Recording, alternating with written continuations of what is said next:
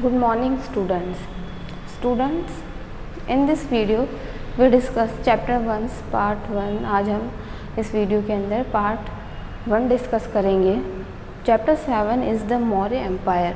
जो मौर्य जो शासक थे, मौर्य जो शासन था कि किस तरह से जो मौर्य टाइम पीरियड के अंदर वर्क हुआ था, या जो मौर्य डायनेस्टी थी उसमें वर्क हुआ था, वहाँ पर किस किस टाइप के जो ग्रेट एम्पायर, वहाँ के जो ग्रेट किंग थे उनके बारे में, मौर्य एम्पायर पे किसने अटैक किया उनके बारे में, उनकी जो इकोनॉमिक कंडीशन है उनके बारे में हम लोग यहाँ डिस्कस करेंगे इस वीडियो के अंदर. Firstly we discuss new words. सबसे फर्स्ट हम लोग न्यू वर्ड डिस्कस करेंगे. Yes, first new word is रेलिकस.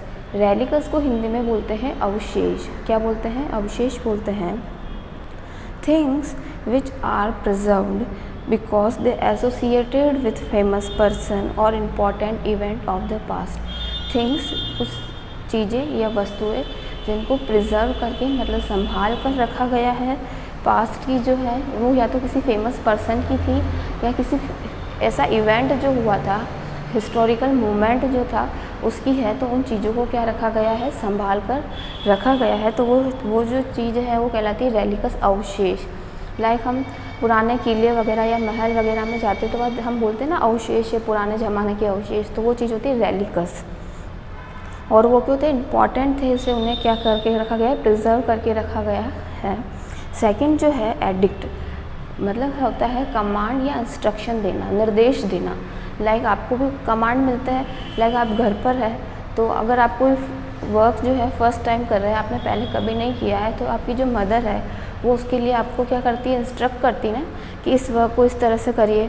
या अगर आपको कोई स्कूल के अंदर कोई प्रोजेक्ट मिला है तो आपकी टीचर आपको इंस्ट्रक्शंस देती है या कमांड देती है कि इस प्रोजेक्ट को आपको किस तरह से कंप्लीट करना है. तो ये चीज़ होती है एडिक्ट. थर्ड है स्तूप. स्तूप होते हैं dome like structure built either of brick और स्टोन. ब्रिक मतलब ईंटों और स्टोन मतलब पत्थर से बनाया हुआ होता है. उसका जो शेप होता है वो किस तरह का होता है? डोम शेप का होता है. इस तरह के हाफ सर्कल वाले शेप का होता है, उसे बोलते हैं स्तूप्स. ऊपर से जो इनका शेप होता है फ्लैट शेप ना होकर किस तरह से होता है? एक हाफ सर्कल वाला शेप होता है स्तूप्स. फिर है धर्म महात्मा. धर्म, यहाँ वर्ड दिया हुआ धर्म अलग चीज़ है, धर्म दोनों ही क्या है? सेम ही है. प्रकृति जो एक लैंग्वेज है उसके अंदर जो धर्म है उसको क्या बोलते हैं? धर्म बोलते हैं. तो धर्म और धर्म क्या है? सेम ही है. तो यस देखिए धर्म महात्मास. यस देखिए emperor Ashoka appointed some special officers for propagating dharma and implementing royal order in this regard. तो जो एम्परर अशोका थे उन्होंने कुछ ऑफिसर्स को अपॉइंट किया था किसके रिगार्डिंग? प्रोपगेटिंग धर्म, मतलब धर्म को फैलाने के लिए, लोगों को धर्म के बारे में ज़्यादा से ज़्यादा नॉलेज हो, उन्हें इन्फॉर्मेशन हो धर्म के बारे में, लोग रिलीजियस हो, धार्मिक हो. इसके लिए उन्होंने कुछ ऑफिसर्स अपॉइंट किए थे और उसको फैलाने के लिए, धर्म के प्रचार प्रसार के लिए उन्हें अपॉइंट किया गया था.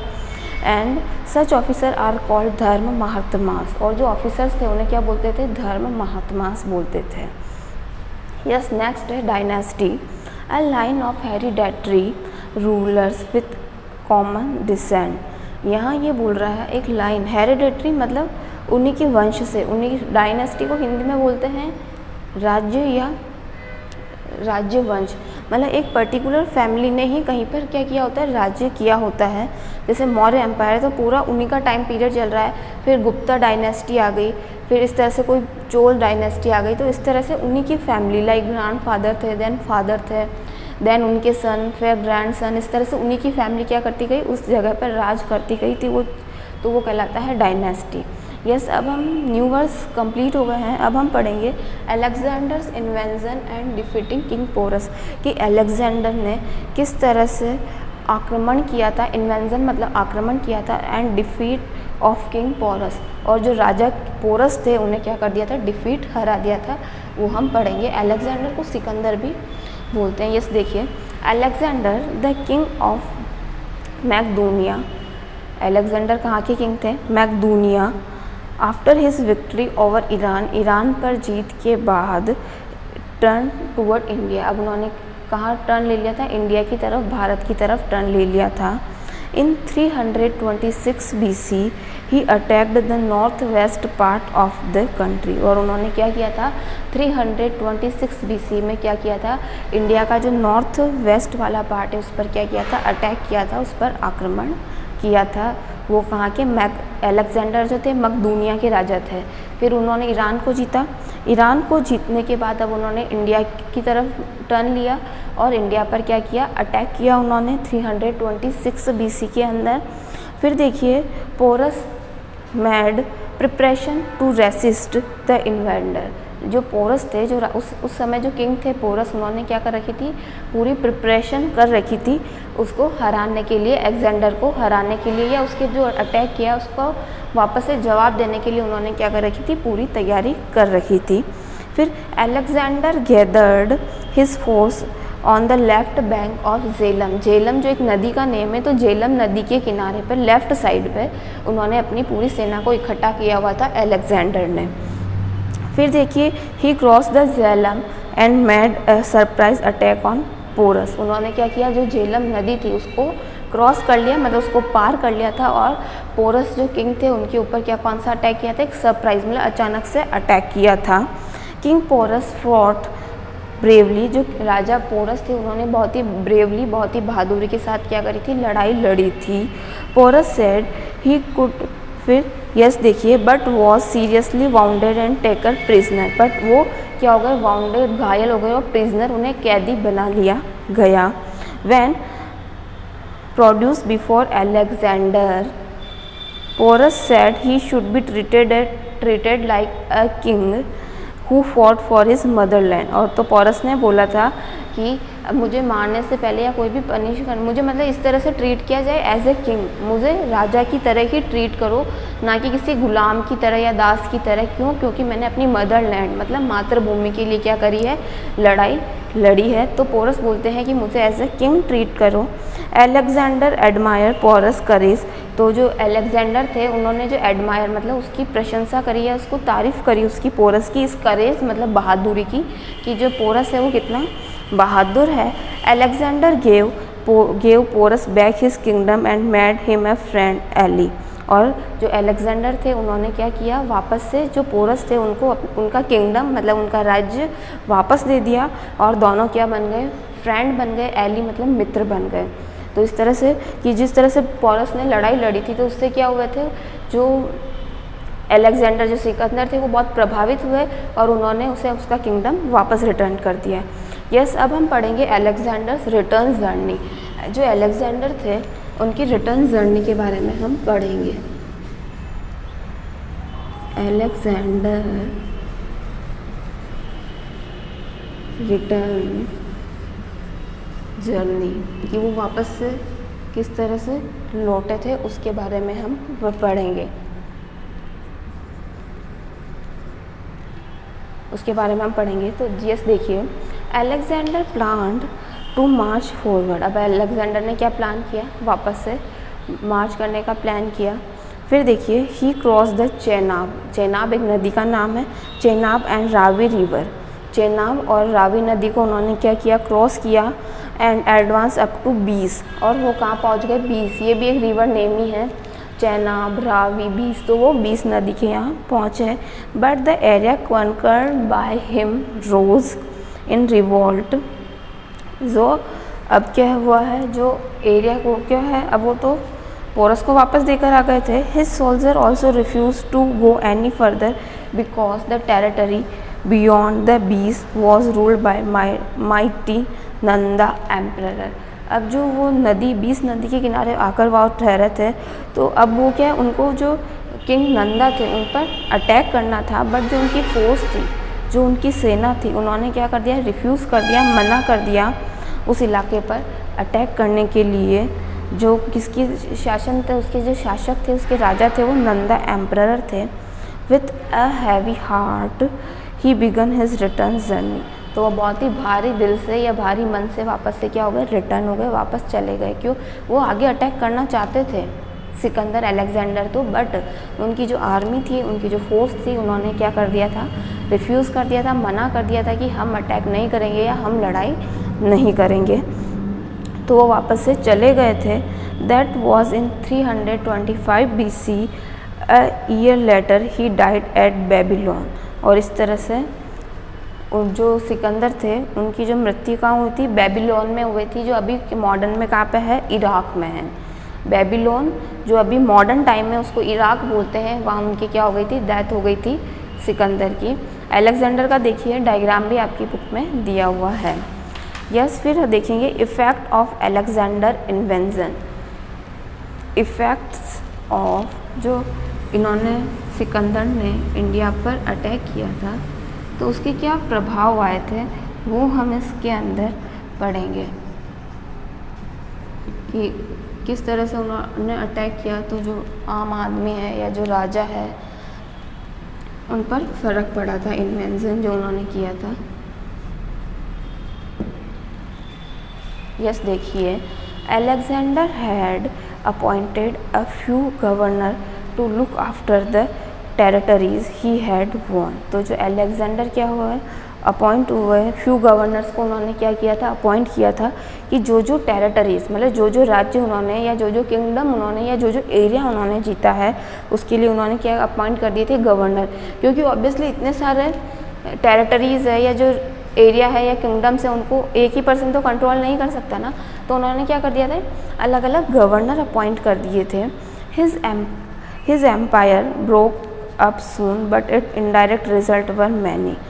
तो इसके जो काफ़ी सारे रिजल्ट्स जो आए थे वो हम यहाँ देखेंगे कि अलेक्जेंडर के इन्वेंशन के आक्रमण के। फर्स्ट जो है, it was India's first contact with the west. तो ये इंडिया का पहली बार किससे कांटेक्ट हुआ था, वेस्ट मतलब पश्चिमी से या बाहरी लोगों से जो कांटेक्ट हुआ था वो इंडिया का पहली बार हुआ था। The sea and the land routes taken by Alexander encourage the trader. यहाँ ये बोल रहा है जो सी जो समुद्री मार्ग था या जो लैंड रूट था तो उसको क्या किया था, अलेक्जेंडर ने प्रमोट किया कि इंडिया से ट्रेड, इंडिया से बिजनेस करने के लिए, व्यापार करने के लिए अलेक्जेंडर ने जो उस रूट को क्या किया, प्रमोट किया कि इस रूट मतलब ये बेस्ट रूट है इंडिया से क्या करने के लिए, ट्रेड करने के लिए। This boosted trade between India and Europe. और इसकी वजह से बूस्ट मतलब जो इंडिया और यूरोप के बीच में जो ट्रेड था वो बूस्ट हुआ था, मतलब बढ़ा था और ज़्यादा इंक्रीज़ हुआ था इंडिया और यूरोप के बीच में जो क्या था, ट्रेड। फिर सेकंड पॉइंट आप देखेंगे, many Greeks had settle in the north west reason. और काफ़ी सारे जो ग्रीक थे वो कहाँ सेटल हो गए थे, नॉर्थ और वेस्ट रीजन में। India art and culture came to influence by the Greek. और इस तरह से जो ग्रीक जो आए थे, ग्रीक के जो लोग आए थे उन्होंने कहीं ना कहीं इंडिया के जो आर्ट को, इंडिया का जो कल्चर था, इंडिया की जो कला थी उसको क्या किया था, इफेक्ट। अब इंडियन कल्चर के अंदर क्या है, थोड़ा हमें ग्रीक का कल्चर भी मिक्स मतलब इंडियन कल्चर और ग्रीक कल्चर क्या हो गया था, मिक्स हो गया था। यस, फिर देखिए the Greek technique left its mark on Gandhara school of art. तो जो ग्रीक की जो टेक्निक्स है वो कहाँ देखने लेफ्ट रहे या हमें देखने को मिली थी, गांधार स्कूल ऑफ आर्ट में। ग्रीक की जो कला में हमें जो इंडिया की जो आर्ट था उसमें अब हमें किसका कॉम्बिनेशन, ग्रीक कॉम्बिनेशन भी देखने को मिला था। थर्ड पॉइंट देखिए, the invention made the kingdom of the north west weak. But इस इन्वेंशन मतलब इस आक्रमण ने जो नॉर्थ और वेस्ट के जो किंग थे, राजा थे, उनको क्या बना दिया था, वीक बना दिया था, कमज़ोर बना दिया था। This paved the way for the rise and growth of Maurya empire in India. But इस वजह से जो मौर्य एम्पायर क्या हुआ था, इंडिया के अंदर स्ट्रॉन्ग हुआ था, वो आगे बढ़कर आया था, या वो एक स्ट्रॉन्ग एम्पायर, एक स्ट्रॉन्ग शासन के रूप में क्या आया था, उभर कर आया था मौर्य शासन, जिसके बारे में हम इसमें डिटेल में पढ़ेंगे। यह सबसे फर्स्ट हम पढ़ेंगे the foundation of Maurya empire, कि किसने फाउंडेशन मतलब कौन इसके संस्थापक थे, फाउंडेशन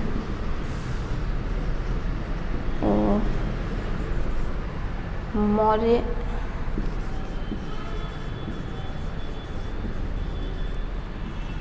एम्पायर, कि मौर्य एम्पायर के जो शासन था उसके बारे में हम पढ़ेंगे कि किसने फाउंडेशन मतलब किसने उसकी नींव रखी थी या कौन वो लेकर आया था या किसने उसकी स्थापना करी थी।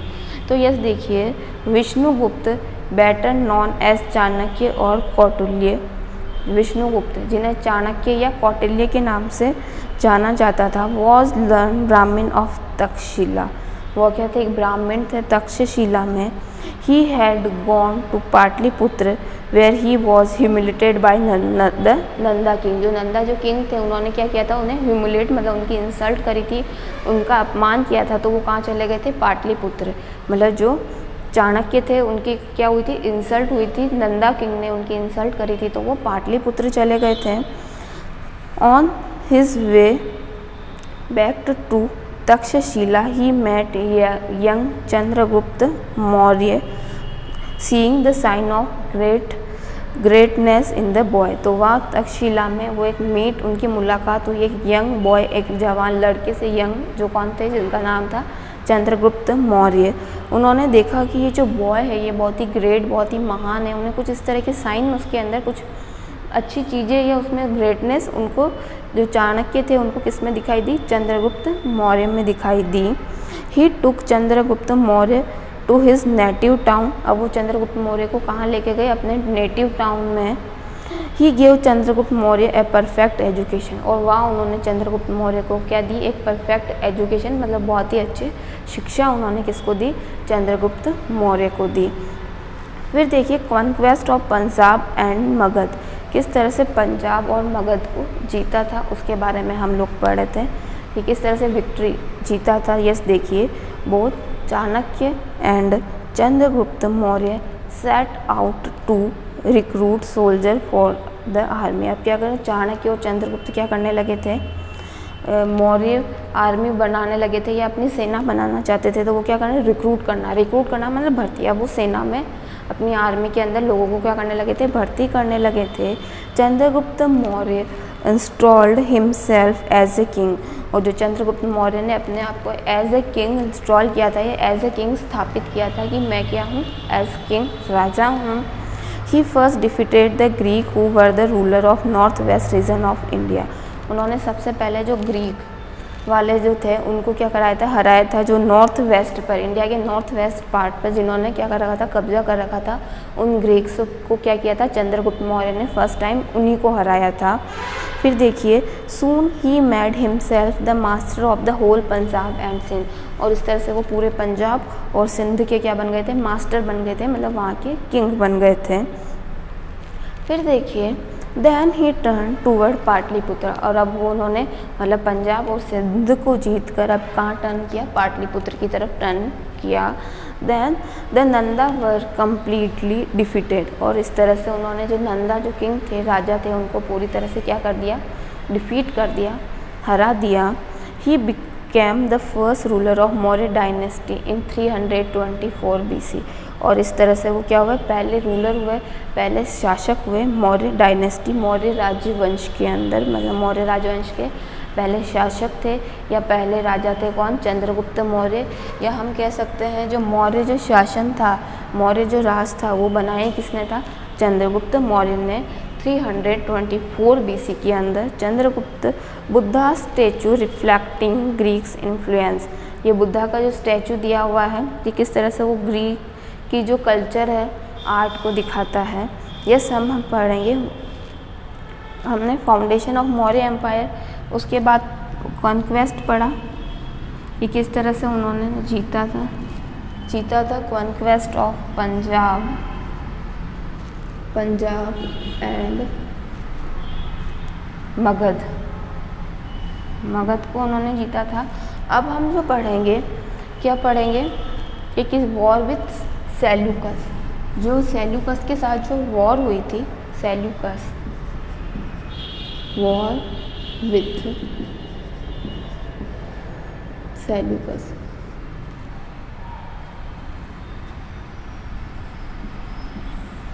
वॉर जो हुई थी, लड़ाई जो हुई थी,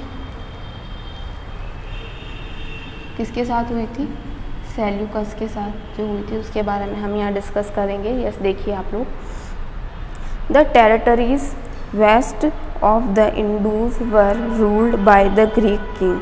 जो कुछ टेरिटरीज मतलब कुछ एरिया जो किसके, इंडूज के आसपास के जो एरिया थे या वेस्ट ऑफ इंडूज था, वो एरिया पर कौन शासक करता था, ग्रीक किंग, उसका नाम था सेल्यूकस। क्या नाम था उस किंग का, जो ग्रीक के जो राजा थे, Seleucus. Chandragupta Maurya crossed the Indus in 305 BC। उन्होंने जो इंडूस रिवर है या जो सिंधु नदी है उसको कब क्रॉस किया? चंद्रगुप्त मौर्य ने 305 BC के अंदर उसको क्रॉस किया। The Maurya empire rushed to the north west, और जो मौर्य आर्मी कहाँ गई? नॉर्थ वेस्ट एरिया में गई। It was crushing defeat for Seleucus, और ये इस तरह से उन्होंने सेल्यूकस को क्या किया? डिफीट किया, सेल्यूकस को हरा दिया उन्होंने।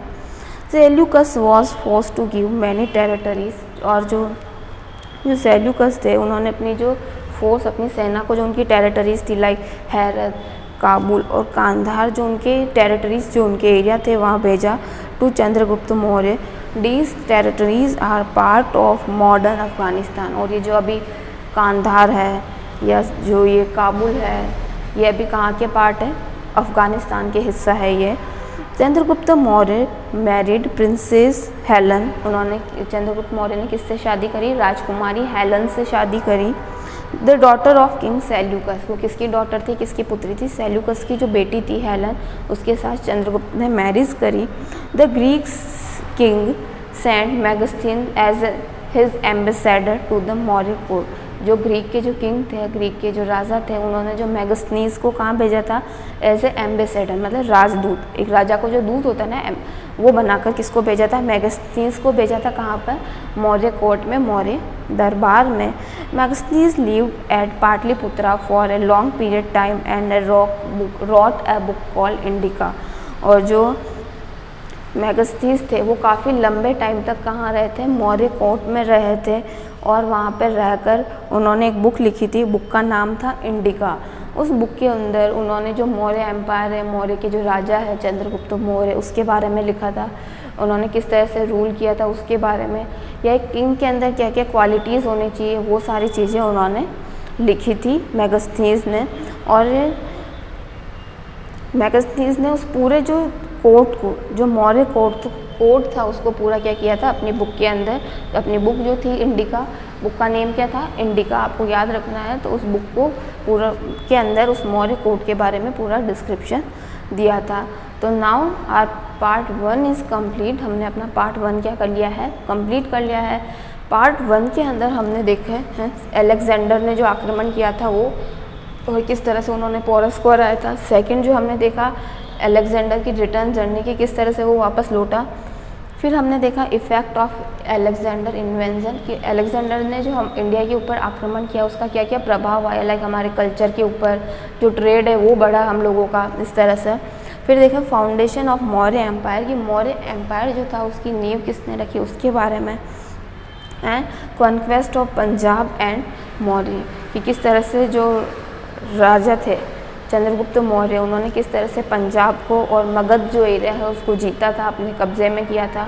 फिर देन हमने पढ़ा वॉर विद सेल्यूकस, किस तरह से उन्होंने सेल्यूकस के साथ लड़ाई करी। देन उनकी जो डॉटर थी, सेल्यूकस की डॉटर हेलन, उसके साथ क्या करी? उन्होंने शादी कर ली।